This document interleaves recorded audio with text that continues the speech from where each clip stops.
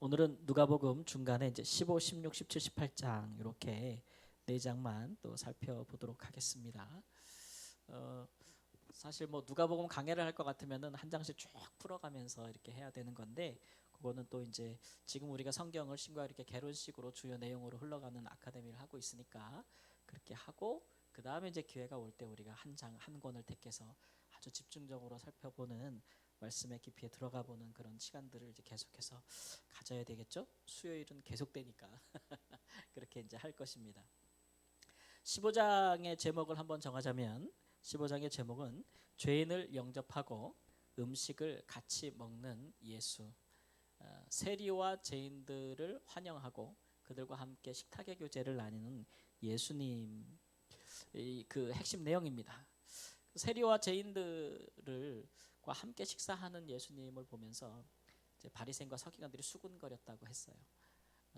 사실 이 식탁 교제, 우리가 영어로는 테이블 펠로우십이라 그랬는데 이 식탁 교제라는 주제만을 가지고서 논문을 쓸 수도 있고 이 주제만을 가지고서도 어떤 굉장히 그 복음의 깊이, 예수님께서 이거 하나만으로도 유대 사회를 엄청나게 흔들고 있다는 것을 사실 우리가 알 수가 있어요. 왜냐하면 유대 사회는 엄격한 율법과 의식적인 정결이 시행되잖아요. 그러니까 사람의 어떤 외모, 모양 이런 것들로 정결을 추구하고 거룩함을 추구하기 때문에 그게 모든 사회와 또 종교 또 제도에 다 반영이 돼 있었거든요.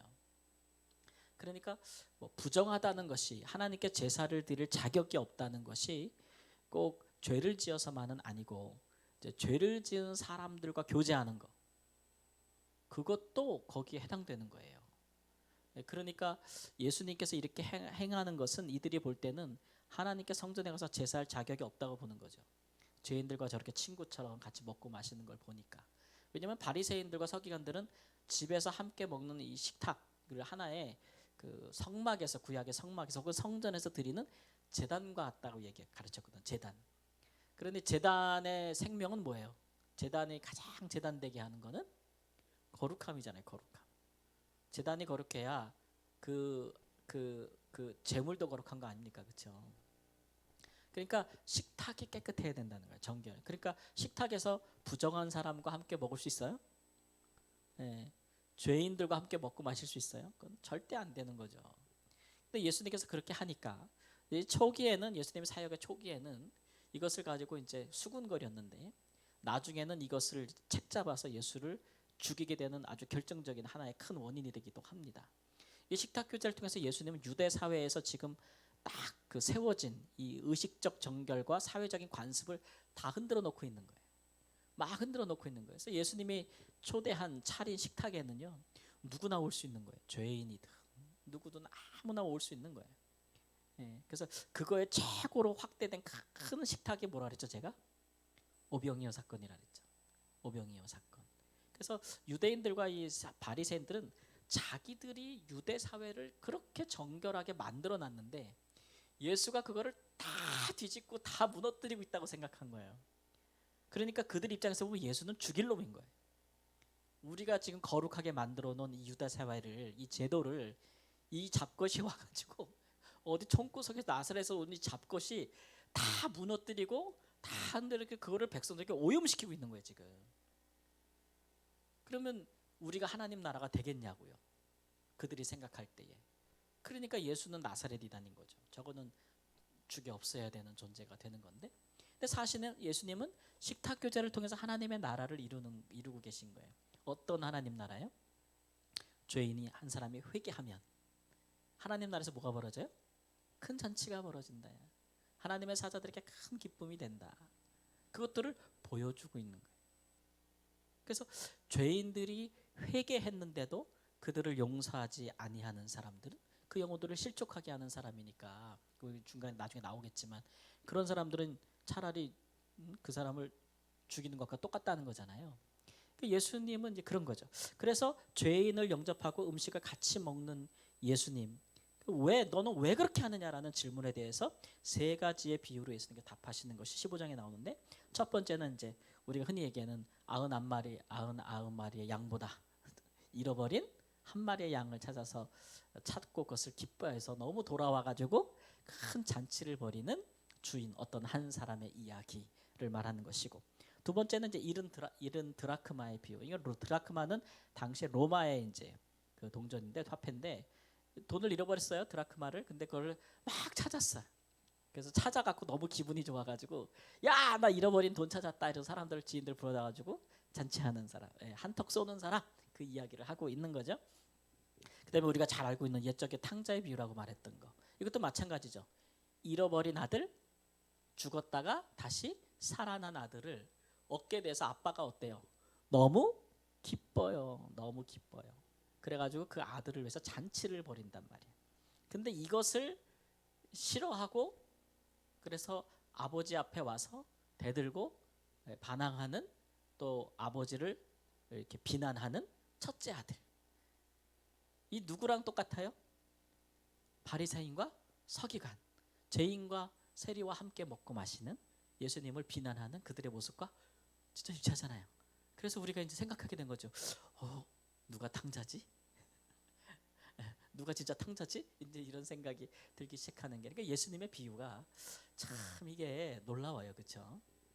그래서 예수님께서 이 비유를 통해서 나는 지금 잃어버린 하나님의 백성들을 찾아서 그들이 회개했기 때문에, 그죠? 너무 기뻐가지고 뭐 하고 계신 거예요? 잔치를 벌이고 계시는 거예요. 너무 기뻐서. 여러분, 우리 기쁜 일 있으면 잔치 벌이지 않겠어요? 예. 또 막 뭐 좋은 일 있으면 막 교회 과일도 갖고 오시고, 뭐 점심 때 떡도 갖고 오시고 그러잖아요. 우리 좋은 일 있으면 그런 마음이에요, 예수님이. 근데 그걸 가지고 막 비난하고 힐난하고 이러는 거죠. 심지어는 그것 때문에 죽이려고 그러고. 그런 거, 그런 자들이 그 서기관과 바리새인들의 태도였다라는 것이죠. 그래서 15장의 핵심 내용은 뭐냐면, 죄인들과 즐거워하신 예수. 15장 10절 말씀 함께 읽겠습니다. 이와 같이 죄인 한 사람이 회개하면 하나님의 사자들 앞에 기쁨이 되느니라. 그러면 이 15장의 내용을 우리가 전체적으로 복음에 합당한 삶에 비춰본다면, 복음에 합당한 삶을 살아가는 사람들은 예수님처럼 살겠죠? 그 죄인들을 보면 어떻게 할까요? 저 잡것을 그냥 죽여야 돼. 저런 인간 귀신이 안 잡아가 뭐 하나. 이렇게 하는 게 아니죠, 그죠? 잃어버린 자로 여기고, 그죠? 불쌍히 여기고 찾아가서 그들을 사랑해주고 복음을 전하여. 그 뭐 가늠한 여인이 예수님 앞에 왔을 때 사람들이 돌로 쳐 죽이자고 할 때에 예수님께서 너희 중에 죄가 없는 자가 먼저 돌로 치라 하시고, 다시는 죄를 범치 말라고 하시고, 그 생명을 구원하셨던 그 예수님의 그 마음, 잃어버린 영혼을 찾게 차려 하는 그 마음. 그러니까 우리가 살면서 정말 문제가 많고 정말 그런 죄를 많이 지은 사람들을 봐요. 그러면 그런 사람들을 볼 때 우리 어떤 마음을 가져야 될까요? 저런 인간은 상종하면 안 돼 이러고 도망갈 수도 있고, 상종하면 안 돼, 피하는 게 상책이야, 아니면은 아유 저거 저러다 죽지, 넌 그래서 죽을 거야 라고 이렇게 판단하고 비판하고 정죄할 수도 있겠지만, 그러나 우리가 받은 복음에 합당한 삶을 살려면 어떻게 돼요? 찬스예요. 잃어버린 영혼을 찾을 수 있는 찬스. 그걸 찾기를 원하시는 아버지의 마음을 소유한 사람들, 그런 사람들. 그러니까 우리가 신앙생활하면서 너무 교회 관계에 얽매이게 되면은 세상에서 관계가 다 끊어지잖아요. 그 복음에 합당한 삶이에요, 아니에요? 절대 아니에요. 절대 아니에요. 제발 그렇게 살지 마세요.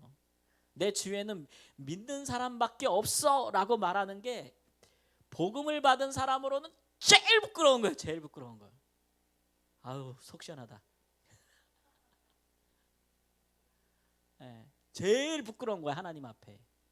잃어버린 사람을 향해 나가지 않으니까. 그렇죠? 그거는 예수님이 보셨던 삶이 아니잖아요. 그래서 우리는 의도적으로라도 믿지 아니하는 사람들을 향해 나가야 돼요.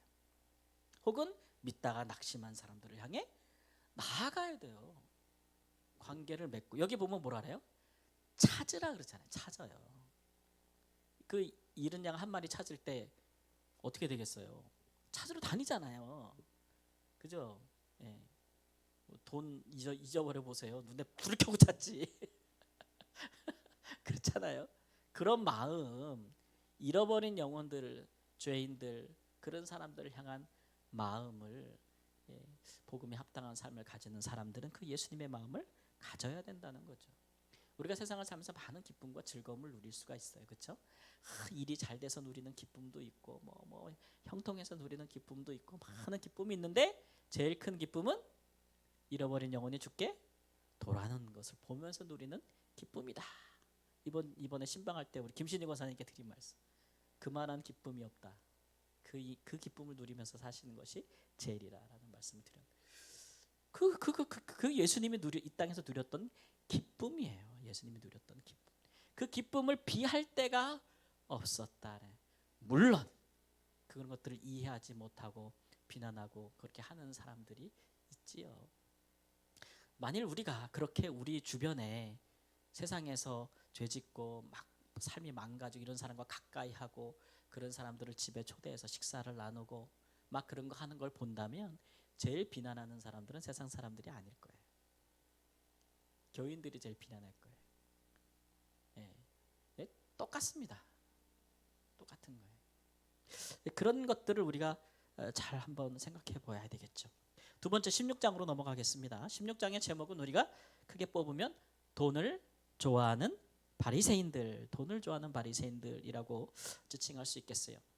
흔히 얘기하는 이제 예수님께서 나오는 불의한 청지기의 비유라고 옛날에 얘기를 했는데 그 내용이 이렇죠. 어떤 주인에게 청지기가 있어요. 주인이 자기 소유를 맡겼는데 이 사람이 주인의 것을 가지고 낭비한다는 얘기가 들리는 거예요. 그래서 주인이 사실하에 조사해 보니 그렇다. 그래서 불러다가 너 내 것 가지고 네 마음대로 막 쓴다며? 이제 너 네 청지기의 관리자죠. 이 얘기는 관리자.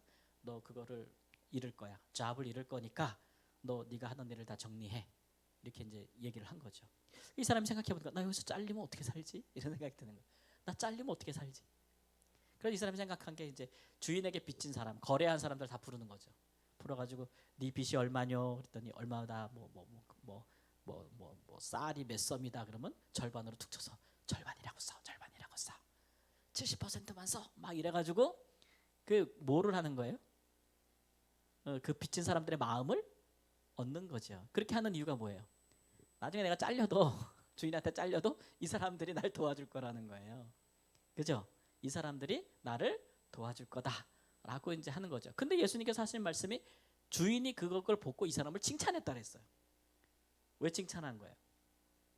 아니 주인의 것을 갖고 지 마음대로 쓴 건 잘한 걸 못한 거예요. 그건 잘못한 거죠. 근데 지 안위를 위해서는 굉장히 똑똑한 짓인 거예요. 어떤 부분이 똑똑하냐면은 거기 성경에 보면 불의한 재물로 친구를 사귀었다 그랬어요. 그러니까 여기 불의하다는 얘기는 이제 세속적인 재물을 얘기하는 건데 세상 재물을 얘기하는 거예요. 내 것이 아닌 재물을 가지고 세상 재물을 가지고 뭐를 했어요? 친구를 사귀었어요. 친구를 사람들을 사귀었다고요. 그래서 그 사람들이 나중에 자기한테 뭐 하도록 도와줄 수 있도록 굉장히 이렇게 이거는 뭐 좀 영리하다고 할까 영악하다고 해야 될까 이렇게 세상 사람들이 그런 일을 참 잘한다 이렇게 얘기하는 거예요. 예수님께서 잘한다. 그러면서 너희도 그 같은 것은 좀 배워야 돼 이런 얘기예요. 남의 것 거 막 쓰라는 얘기가 아니고 재물의 사용에 대해서 얘기하는 거예요. 재물의 사용은 뭐예요? 친구를 사귀는 데 있는 거예요. 재물은 사람을 위해 사용하는 데 있다고 하는 거죠. 그러니까 세상의 재물을 가지고 친구를 사귀는 데 사용하지 못하면 그런 사람이라면 하나님께서 하늘의 재물을 맡기겠냐 이런 얘기를 하거든요. 이게 뭐를 비판하는 거냐면 바리새인들의 당시 바리새인들이 뭐를 좋아한다고요? 돈을 좋아하죠. 돈을 좋아하는 사람들은 돈을 쓰는 걸 좋아합니까? 돈을 쌓는 걸 좋아합니까? 쌓는 걸 좋아하죠. 바리새인들은 돈을 축적하는 것을 좋아하는 거예요. 그래서 그 다음 이야기가 나오는 게 뭐냐면 부자와 거지 나사로의 이야기 아닙니까? 날마다 거지가 부자의 문 앞에서 줄이고 있었어도 부자가 날마다 잔치를 벌여도 그 거지를 위해서 재물을 줘요, 안 줘요? 안 주잖아요. 안 주잖아요. 그런데 당시에 이제 바리새인들은 뭐냐면 이거를 자기를 옳게 여기는 방법인 거예요. 이 사람들이 생각할 게 부자가 되는 것은 재물을 쌓는 것은 의예요, 의. 저 사람이 의로운 사람이냐 불의한 사람이냐를 판단하는 기준은 뭐예요? 부자냐 거지냐, 돈이 많냐 가난한 사람이냐. 많은 부는 자기를 옳게 보이게 한다는 거예요. 그렇게 믿었고 그렇게 가르친 거죠. 그러니까 예수님께서 부자가 그 하늘나라에 들어가는 거는 낙타가 바늘개가 들어가는 거 어렵다 그랬더니 제자들이 뭐라 그래? 그분 누가 천국 갈 수 있어요? 이러는 거잖아요. 제자들도 거기에 당시 시대 사상인 거예요. 부는 그 사람의 뭐예요? 의로움이에요. 의로움. 그러니까 사람을 위해 사용하지 않는다는 얘기죠. 자기를 위해 쌓는다는 거예요. 그래서 쌓고 나중에 뭐 너무 많이 쌓아놨으니까 이제 내 영혼아 편히 쉬자 막 이렇게 산단 말이죠. 그런 사람 나중에 어떻게 한대요? 그게 자기 것이 된다고요? 안 된다고 예수님께서 가르치잖아요. 하나님 그 얘기도 그 일 중에 하나예요. 그래서 문제는 이제 그런 잘못된 가르침 그리고 그것을 이제 합리화한다. 옳게 보인다는 게 합리화한다는 거거든요. 그걸 합리화하는 거예요. 내가 돈을 좋아해서 탐욕이 있어서 재물을 계속 쌓고 가난하고 고통받는 자를 봐도 도와주지 아니하면서 그 구제하지 아니하는 자기 자신을 합리화한다는 거죠. 이게 나의 뭐라고요? 의로움이요. 나의 축복이요. 나의 믿음이요. 그렇게 이제 합리화를 한다는 거예요. 근데 예수님께서는 말씀에 뭐라고요? 근데 하나님께서 니네 마음보를 본다 그래. 그 마음보. 우리 사람들이 제일 잘하는 게 합리화잖아요. 그죠? 예, 우리가 합리화에 한번 그 빠지기 시작하면은 내가 하고 있는 모든 잘못된 것들을 다 합리화할 수 있어요. 우리 사람. 그래서 이래 저래서 이래 그럴 수밖에 없잖아. 당연히 그런 거 아니겠어? 막 이렇게 합리화를 하거든요. 근데 예수님께서 너희들의 마음보는 하나님이 미워하시는 것이다라고 지적하거든요. 자, 이런 지적을 받을 때 바리새인들은 어떤 반응을 보이는 것이 좋을까요? 좋겠어요? 나눠줘야 되잖아요, 그죠? 근데 나눠주고 싶지 않은 거예요. 첫 번째, 돈을 좋아하고. 두 번째, 네가 누군데? 예수가 누군데 내 돈을 나눠주라 말라야 이렇게 되는 거죠. 그러니까 하나님 앞에서 의는 재물을 나누는 것에 있지 재물을 쌓는 것에 있지 않잖아요. 그죠? 빚을 탕감해 주는 데 있지 빚을 갚기 받기 위해서 옥에 가두는 데 있지 않잖아요. 그런 것들, 그러니까 복음에 합당한 삶이 뭔지를 예수님께서 이렇게 자꾸 설명하시는 거예요. 복음에 합당한 삶. 재물로 인하여 말할 것 같으면, 돈에 대해서 말할 것 같으면 복음에 합당한 삶은 뭐예요? 자기를 위해 쌓는 자가 아니요 그것이 자기의 의와 축복에 보여지는 부분이라고 믿는 것이 아니요 그렇게 합리화하는 것이 아니요 오히려 불의한 청지기도 세상적인 방법에 있어서는 똑똑해가지고 재물로 사람을 사귀고 친구들을 사귄다. 그런 걸 배우라는 얘기는 뭐예요? 너희도 너희 재물을 가지고 뭐 하라는 얘기예요? 친구를 사귀라는 거예요. 나눠주라는 얘기예요. 그것이 하나님 나라의 복음에 합당한 삶이라는 거죠. 그거 못하면 하나님 나라 못 들어간다는 거예요. 왜 못 들어가요? 미리 얘기하면 다 안 되지. 왜 못 들어가요? 한 부자 관리가 찾아왔잖아요, 예수님한테. 그죠? 예수님께서 뭐라 그래요? 야, 그를 보시고 사랑하사. 너 그 재물 가난한 자에게 나눠주고 뭐예요? 나를 따르라. 따라요, 못 따라요? 못 따르죠. 그래서 하나님 나라 못 들어간다는 거예요. 예수님을 못 따르고 못 믿고 어떻게 하나님 나라 들어가요? 근데 예수님 만나기 전에 이 사람은 모든 사람에게서 완전한 샘플이에요. 하나님의 사람이라면 이래야 저런 모습이어야 되는 거예요. 그죠? 어떤 모습? 부자, 젊어, 관리야 성공도 했어. 근데 부자. 그죠? 그리고 율법도 또 다 지켰대. 그게 뭐예요? 뭐 11조 이런 거 다 한다는 얘기예요. 쉽게 말하면 다 한다는 얘기예요. 뭐 요즘도 우리가 교회에서 그 정도면 퍼펙트한 그리스도인이라고 교인이라고 얘기하지 않겠어요? 교회에서 11조 제일 많이 해. 돈도 제일 많아. 막 그러고 막 신앙생활도 열심히 해. 봉사도 열심히 해. 뭐 타의 추종을 불허하는 진짜 막 그런 거예요. 근데 이 사람이 하늘나라에 들어가기 어렵다는 게 어떻게 드러났냐면은 예수님을 만난 후에 드러난 거예요. 예수님 만나기 전까지는 뭐 하나님 나라에 제일 먼저 들어갈 사람인 거죠. 근데 예수님을 딱 만나고 나니까 너 그거 돈 나눠주고 나를 따르라 했을 때 못 따라요. 예수님보다 뭐가 좋은 거예요? 돈이 좋은 거죠. 거기서 딱 판단이 나버리는 거예요. 그게 딱 진단이 거기서 딱 내려지는 거예요. 여러분 이거 되게 무서운 얘기예요. 되게 무서운 얘기예요. 예수님 만나기 전과 후가 이렇게 달라져요. 이건 주의를 할 내용인데 어쨌든 하나님께 미움을 받는 것. 그래서 16장에 있는 말씀, 대표적인 말씀 하나 뽑겠습니다. 예수께서 이르시되, 너희 함께 읽어요. 너희는 사람 앞에서 스스로 옳다는 자들이나, 합리화하는 거예요. 너희 마음을 하나님께서 아시나니 사람 중에 높임을 받는 그것은 하나님 앞에 미움을 받는 것이니라.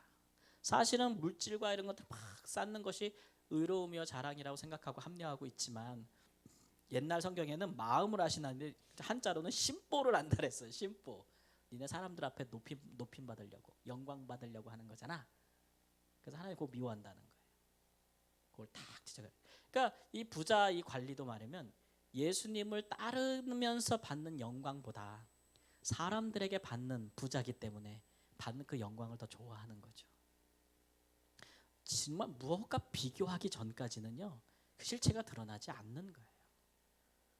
그래서 어떤 사람은 그 사람이 정말 사랑하는 게 뭔가, 그거를 예수님과 딱 비교할 때, 이제 비교 대상이 딱 생길 때 판단이 나는 거예요.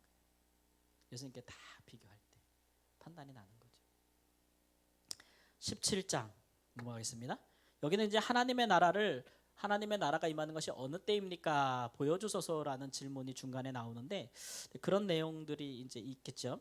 회개하는 자가 실족하지 않도록 용서하라. 이 말씀은 이제 누구든지 실족하게 하는 자는 차라리 연자 맥도를 메우고 뭐 바다에 던지는 것이 나으니라 이렇게 말씀하고, 회개하는 자 77번이라도 용서하라는 말씀이 여기서 주어지는 거예요. 그러니까 어떤 사람이 복음을 듣고, 예수님의 복음을 듣고 회개했어. 죄인들이 회개해서 죽게 돌아왔어요. 그럼 그거 받아줘야 돼, 안 받아줘야 돼?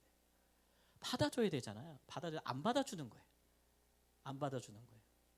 이미 죄인이라고 낙인 찍었기 때문에.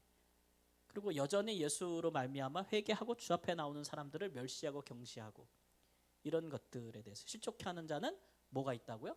화가 있으리라. 예수님으로 말미암아 회개한 죄인과 세리들을 영접지 아니하고 여전히 저주하는 자들, 그들을 실족해 하는 너희들에게 화가 있다라고 하신 말씀. 아니, 예수님이 용서하고 예수님이 했는데 내가 못하겠다고 하는 거니까. 얘는 못하고 하는 거. 옛날에 어느 영화에, 한국 영화를 한번 본 적 있는데, 거기에 이제 시대적으로 어떤 분이 대통령이 됐어요. 근데 대통령 혼자 되는 거 아니잖아요. 그 밑에 이제 뭐가 있어요? 참모들, 대통령을 만든 사람들 있잖아요. 근데 그 사람들이 어떤 검찰에 아주 막 이런 높은 사람들을 만나가지고 그래요. 우리 선생님께서 다 용서하신다고 하네. 과거에 그냥 나를 핍박하고 괴롭히고 힘들게 해서 우리 선생님을 힘들게 했던 사람들 다 용서하고 화합의 시대로 나가자고 합니다. 이렇게 얘기하는 거예요. 그러니까 이제 거기는 검사들이 그러셔야죠 막 그랬는데, 그 사람이 근데 내가 용서를 못 하겠어 이렇게 나오더라. 대사 치는 게 그렇다 영화에. 그 얘기는 뭐예요? 뒷조사 하라는 얘기예요. 다 이렇게 하는 거예요. 아니, 예수님께서 용서하신 사람들을 내가 용서 못하게 하다, 회개해서 돌아온 영혼을 배척한다면 그 사람에게 화가 있다, 이렇게 말씀하시는 거죠. 예수님은 잃어버린 자 찾으려고 사방팔방 돌아다니시는데, 잃어버린 자들 찾으면은 그거 다시 쫓아내는 그런 일들은 하지 않아야 되겠잖아요. 그 다음에 제자들이 예수님께 청구합니다. 주여 우리에게 믿음을 더하여 달라라고 얘기할 때, 예수님께서 너희들이 겨자씨만한 믿음만 있어도 이 산을 들어 저 산으로 옮기면 그렇게 되리라 이렇게 말씀하시고, 또 하나 이제 무익한 종의 비유를 얘기하세요. 너희가 종인데, 종이라고 생각해봐라. 하루 종일 일하고 집에 들어갔는데 주인이 너 보고 아이고 수고했네, 이제 오세요, 식사하세요, 수고했다고 주인이 그러겠냐고. 안 그러지 않으세요 보통? 수고했다, 왔냐? 내 밥상 차려. 그리고 이제 주인 밥상 다 차리고, 그리고 다 한 다음에 주인이 이제 그래 이제 들어가 쉬어라, 그럼 들어가지 않겠냐고. 자기가 종으로서 수고한 다음에 주인 앞에 가서 나 하루 종일 일했으니까, 나 이제 하루 종일 일했으니까 주인 앞에 주인이 그렇게 하라고 할 때 안 하겠다고 그렇게 버틸 수 있겠냐고. 종이, 당시 시대가 노예가 그렇게 못하잖아요. 그래도 시키는 걸 또 한단 말이에요. 그런 종의 비유를 이야기를 해요. 그래서 이제 너희들이 그런 마음을 품어야 될 것이라고 이야기하는 거죠. 그러니까 어떤 마음이에요? 종의 마음. 종의 마음을 가져야 한다는 거죠. 그래서 그 종의 마음을 갖는 것이 믿음을 더하여 준다라고 이야기하고 있는 거예요. 좀 더 가면 그게 풀이가 되는데, 예수님께서 나병 환자 10명을 고치십니다. 그리고 제사장에 가서 내 몸을 보여라 이렇게 얘기하죠, 그죠? 그 구약에 보면 나병 환자들이 나으면 제사장 앞에 가서 검사하잖아요. 그래서 청결하다고 이제 판정을 받아야 다시 성전에도 갈 수 있고 마을로도 들어올 수 있고 하는 거 아니에요. 그런데 다 10명이 다 고침을 받은 거예요. 근데 몇 명만 예수님께 돌아왔어요? 한 명. 그 사람 누구예요? 사마리아인이라 그랬어요. 사마리아인 이방인이라 그랬어요. 그 사람이 예수님께 와서 엎드려서 감사했다 그랬어요. 그리고 하나님께 영광을 돌렸다. 예수님께서 10이 다 고침 받았는데 9은 어디 갔을까? 하나님께 영광 돌리는 사람이 한 사람밖에 없네. 이렇게 얘기하는 거죠. 예. 그러면 이제 이 얘기는 뭐냐면은 예수님께서 제사장보다 성전보다 더 큰이라는 걸 얘기하고 있는 거죠. 이 병을 고쳐주신 분이 누구예요? 예수님이잖아요. 그러니까 예수님께 와서 엎드려 감사하면서 하나님께 영광을 돌리는 것. 예. 이런 사람들, 예수님을 보는 사람들, 예수님께 은혜를 입고 예수님을 보는 사람들, 그런 마음이 중요하다는 거예요. 그런 마음이 있어야, 믿음이 더하여진다고 얘기하고 있는 거죠. 이게 이제 바리새인들이 우리에게 하나님의 나라를 보여줘서 하나님의 나라가 언제 임하겠습니까? 그러니까 예수님께서 뭐라 그래요? 하나님의 나라는 여기 있다 저기 있다 할 것도 아니고, 여기 있다 저기 있다 할 것도 아니고 하나님의 나라는 너희 안에 있느니라고 말씀하시는데 좀 더 정확한 번역은 너희 중에 있느니라 혹은 너희 가운데 있느니라라는 게 더 정확해요. 그러면 너희 가운데 하나님의 나라가 있다라는 건 뭐를 의미하는 걸까요? 하나님의 나라가 뭐예요? 어디에 있는 거예요? 너희 중에 너희 가운데 있다. 성령님? 그래서 지금 사람들이 예수님하고 이렇게 둘러싸여 예수님한테 질문하잖아요. 하나님 나라 어디 있냐고 보여달라고. 너희 중에 있다. 너희 가운데 있다. 예수님을 얘기하는 거예요. 예수님이 하나님 나라인 거예요. 예. 나라. 당시의 나라. 그러면 그 뭐예요? 통치잖아요. 왕이 통치하는 거. 누가 지금 하나님 나라의 왕이에요? 예수 그리스도. 그리고 믿음이라는 것은 결국 믿음이 더하여진다는 것은 누구? 왕이신 누구요? 예수 그리스도.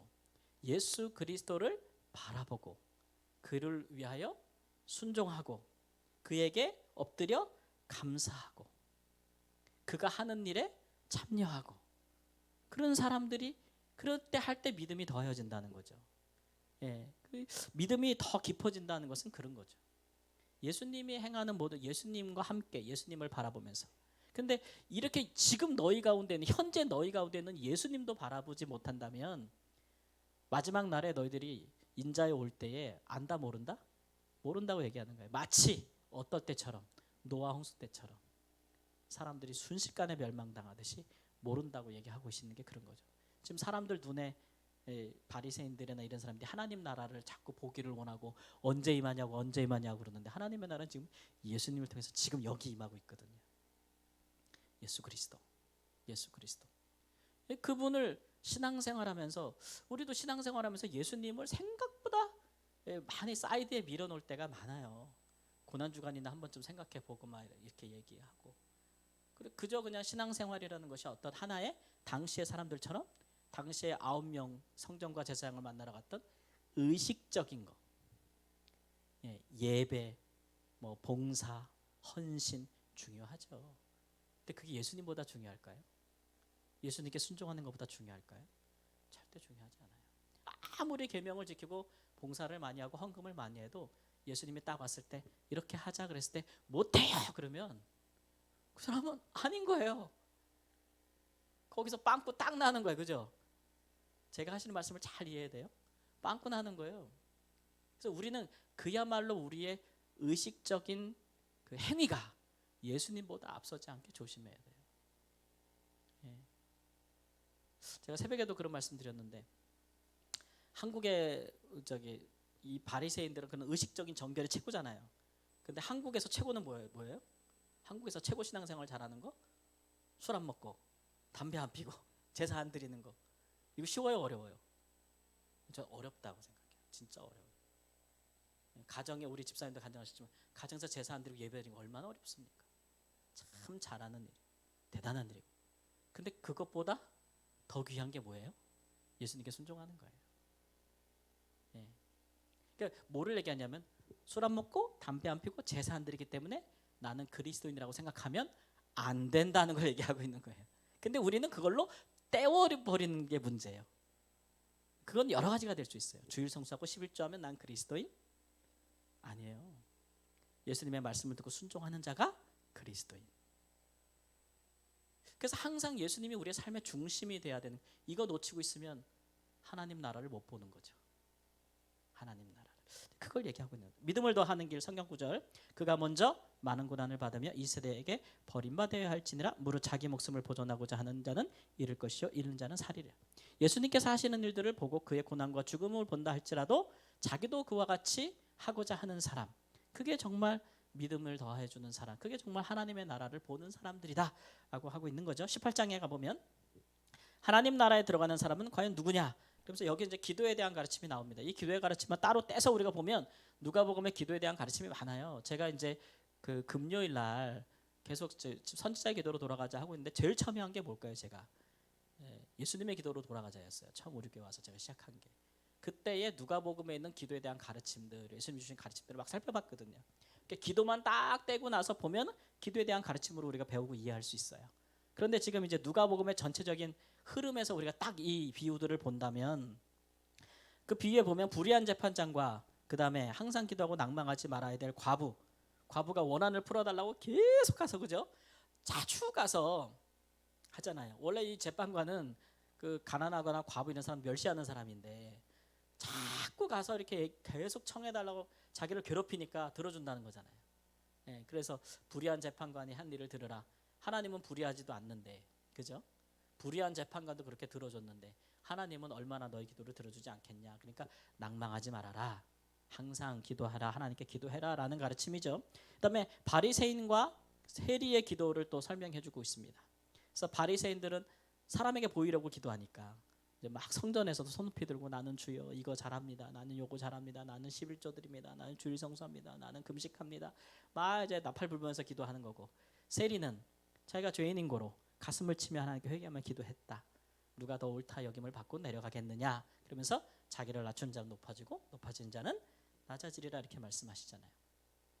그러니까 이런 말씀을 우리가 따져 본다면 하나님 앞에서 항상 기도하는 사람, 그죠? 원한을 풀어달라고 기도하는 사람, 항상 기도하는 사람이 하나님 나라에 들어갈 수 있는 거고, 자기를 높이는 사람이 들어가요? 낮추는 사람이 들어가요? 낮추는 사람이 들어갈 수 있는 거예요. 그 다음에 어린아이들이 예수님께서 오는 것을 금하지 말라 그랬어요. 그렇죠? 이 말은 참 의미가 있어요, 여러분. 우리가 다 예수님을 믿는데요, 예수님께 그냥 잘 달려가지 못해요. 품에 확 안기지 못해요. 예수님께 가기에는 너무나 많은 장애물이 우리에게 있어요. 아까 성경에 나온 대표적인 부자는 뭐가 장애물이었어요? 돈이 장애물이었어요. 돈이 장애물이었어요. 그게 예수님을 만날 때 우리의 우상이 뭔지가 드러나거든요. 사실은 어떤 사람에게 그게 재물일 수 있어요. 다른 사람은 또 다른 것일 수가 있어요. 그러니까 결국 우리의 싸움은 하나님 나라라는 것은 왕이신 예수님을 사랑하느냐, 예수님보다 더 사랑하는 것이 있느냐, 그러면 그게 우상이 되는 거거든요. 하나님께서 우리 보고 자식 사랑하지 말라는 거 아니잖아요. 근데 자식을 예수님보다 더 사랑하면 그게 뭐예요? 자식을 주의 말씀대로 양육하지 않는 거죠. 더 사랑하면 그 우상이 되는 거예요. 뭐든지 그런 거예요. 돈 필요해 안 필요해요? 있어야 돼 없어야 돼요? 있어야 되잖아요. 근데 그거를 예수님보다 더 사랑하는 게 문제가 되는 거예요. 예수님께서 그거 나눠주고 나 따라 못하겠다, 그럴 때 문제가 되는 거예요. 그래서 예수님을 탁 가까이 가면 내 우상이 뭔지가 샥 드러나는 거예요. 탁 드러나는 거죠. 그래서 하나님께서는 우리 마음에, 예수님은 우리 마음의 우상을 밝혀줘요. 뭔지. 그러니까 우리가 그런 것 때문에 예수님께 가까이 못 간다니까요. 못 간다니까요. 애들은 지금 애들이 어때요?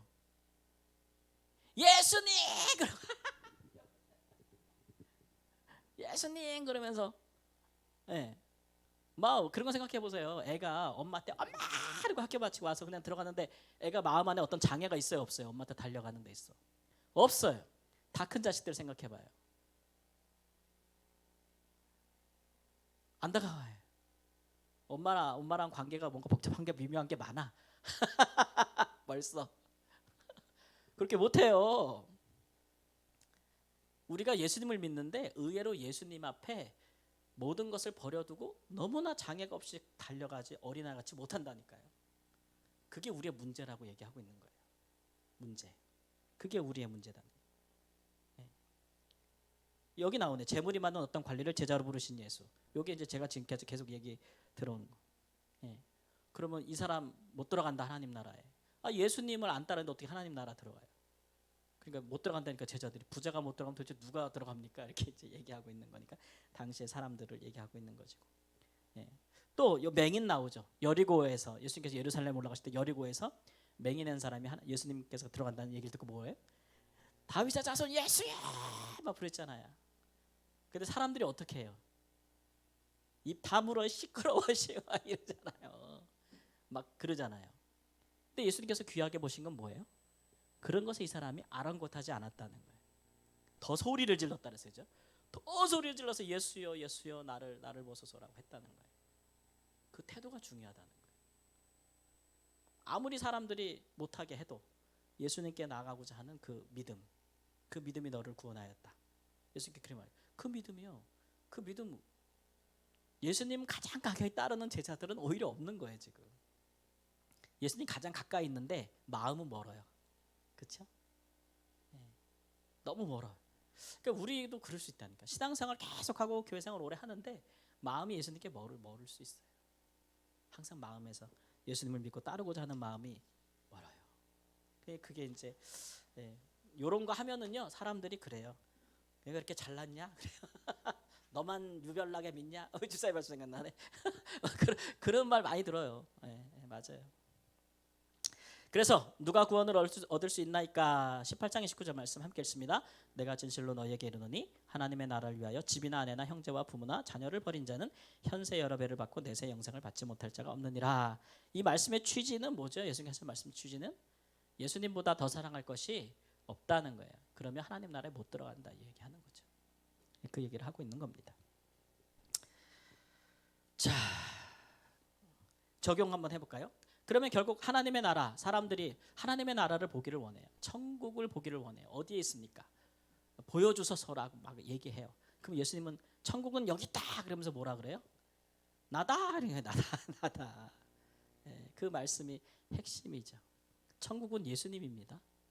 예수님이 계신 곳이 천국이고 예수님께서 우리를 예비해 주신 것이 천국이고 예수님을 통하지 아니하고는 들어갈 수 없고 그래 예수님이 천국이라는 거예요. 천국.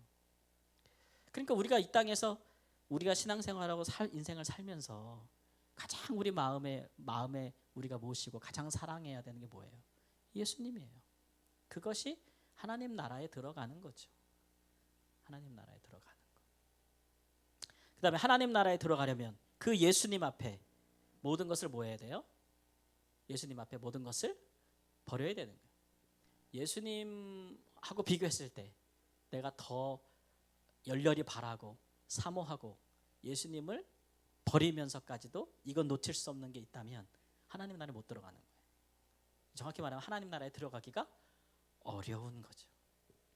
어려운 거예요. 하나님이 통치하시는 나라인데 예수님이 통치하시는 나라인데 예수님을 이렇게 멀리하고는 들어갈 수가 없는 거잖아요. 그래서 이런 거를 생각해야 되죠. 그래서 우리는 이제 우리가 신앙생활하면서 항상 우리를 점검하는 좋은 퀘스천이 하나 있어요. 그게 뭐냐면 이제 우리가 신앙생활하면서 항상 우리에게 기준점을 신앙의 우리를 향한 자가 점검 있잖아요. 내가 지금 어디가 나를 진단할 때 가장 좋은 질문이 하나 있어요. 그건 뭐냐면 내가 지금 주를 위하여 무엇을 하는가? 라는 질문을 하지 마세요. 내가 주를 위하여 무엇을 하는가? 그럼 그 다음부터 나오는 거예요. 전도해요, 11조 해요, 주일 성수 해요, 뭐 해요 다 나오는 거예요. 새벽기도 해요, 뭐 해요. 그리고 그게 다 자기의 뭐가 돼요? 의가 돼요. 그런 질문은 하나님 나라에 들어가는 사람에게는 합당치 않아요. 그럼 우리는 뭐 질문해요?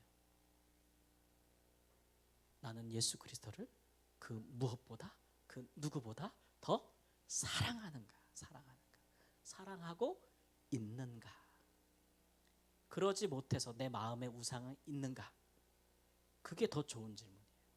신앙은 사랑이에요.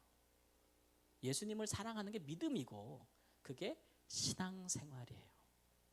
그런 마음으로 행하면서 기쁘게 11조도 드리고 감사도 드리고 주일도 성수하고 예배도 안 빠지고 기도도 한다면 그것은 유익하죠. 그러나 그게 내 의는 아니라고요.